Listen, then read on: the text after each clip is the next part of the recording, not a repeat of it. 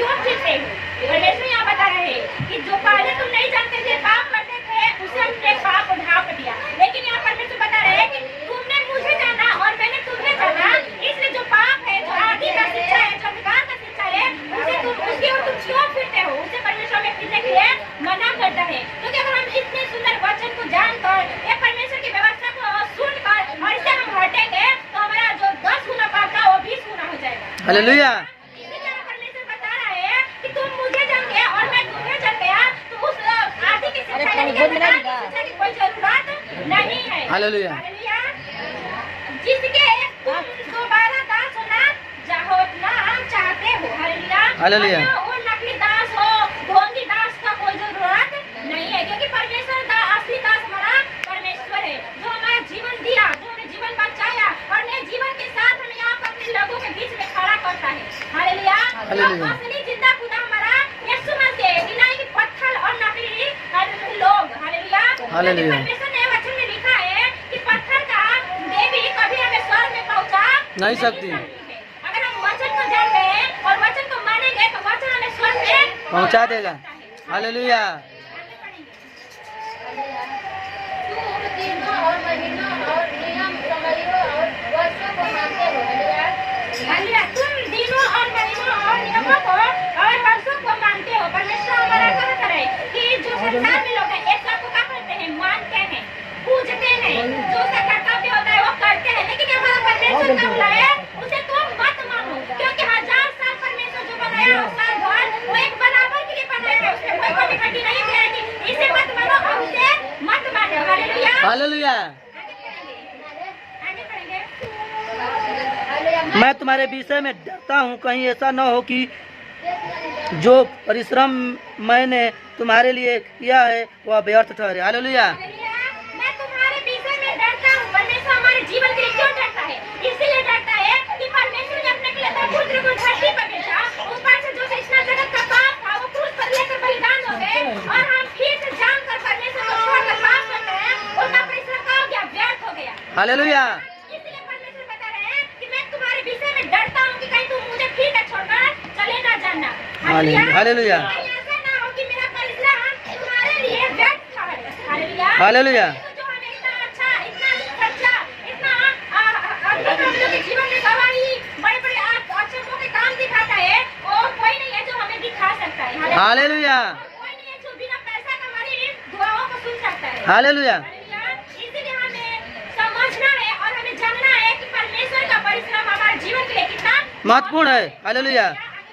हे भाइयों, मैं तुमसे विनती करता हूँ, तुम मेरे समान हो जाओ, क्योंकि मैं भी तुम्हारे समान हो गया हूँ। तुमने मेरा कुछ बिगाड़ा नहीं। हालेलुया। परमेश्वर बता रहे हैं कि हे भाइयों, मैं तुमसे विनती करता हूँ, तुम भी मेरे समान हो जाओ। परमेश्वर अपने लोग से बोल रहे हैं कि हे मेरे बेटा बेटियां, हे मेरे लोगों, मेरे समान बन जाओ। जैसे मैं नम्र हूँ, नम्रता के साथ चलता था, लोगों को सिखाता था, तुम भी वैसा ही मेरे जैसा बन जाओ। मैं पवित्र हूँ, तुम भी पवित्र बन जाओ। हालेलुया। हालेलुया। इस समय में हम पवित्र रहेंगे, तो आगे जब परमेश्वर आएगा उस समय में पवित्र की कोई जरूरत नहीं होगी, क्योंकि हम परमेश्वर के लिए अपने से यानी कि दुखों को सह रहे हैं, परेशानियों को झेल रहे हैं, पवित्रता के लिए हम बहुत से कष्ट सह रहे हैं।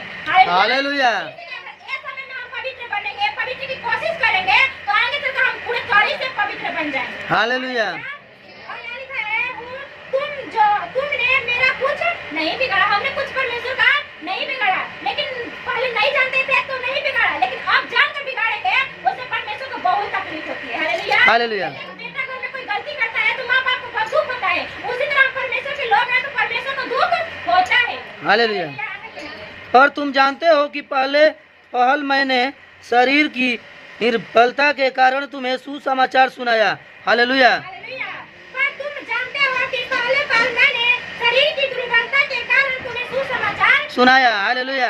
जो हम उस समय परमेश्वर को नहीं जानते थे, हमारा शरीर भी दुर्बल था, हम किसी के सहारे थे, कोई हमें चंगा करे या कोई हमें दुहाई की तरह आशीष दे या हमारे दुखों को दूर कर सके, यानी कि दूसरे का अधीन थे।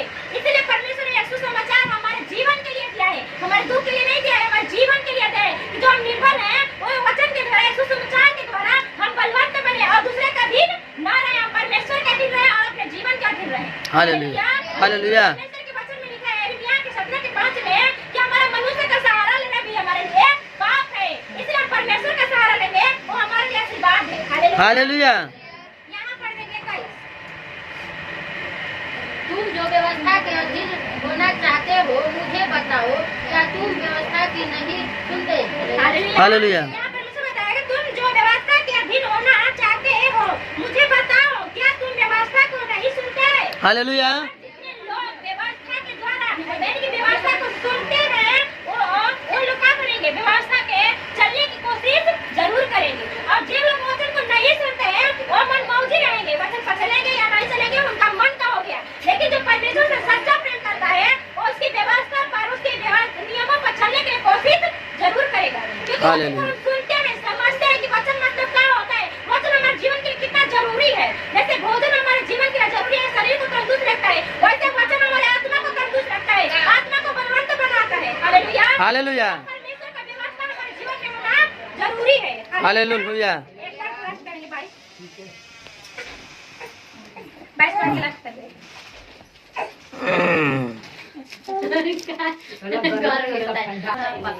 यह लिखा है कि अब्राहम के 2 पुत्र हुए, एक दासी से और एक स्वतंत्र स्त्री से। हालेलुया। हालेलुया। क्या लिखा है कि अब्राहम के 2 पुत्र हुए, एक दासी से और एक स्त्री, स्वतंत्र स्त्री यानी कि जो उसकी पत्नी धर्म पत्नी थी सारा, उसके द्वारा, और जो उसके घर में जो दासी थी उसके द्वारा यानी उसके 2 पुत्र हुए थे।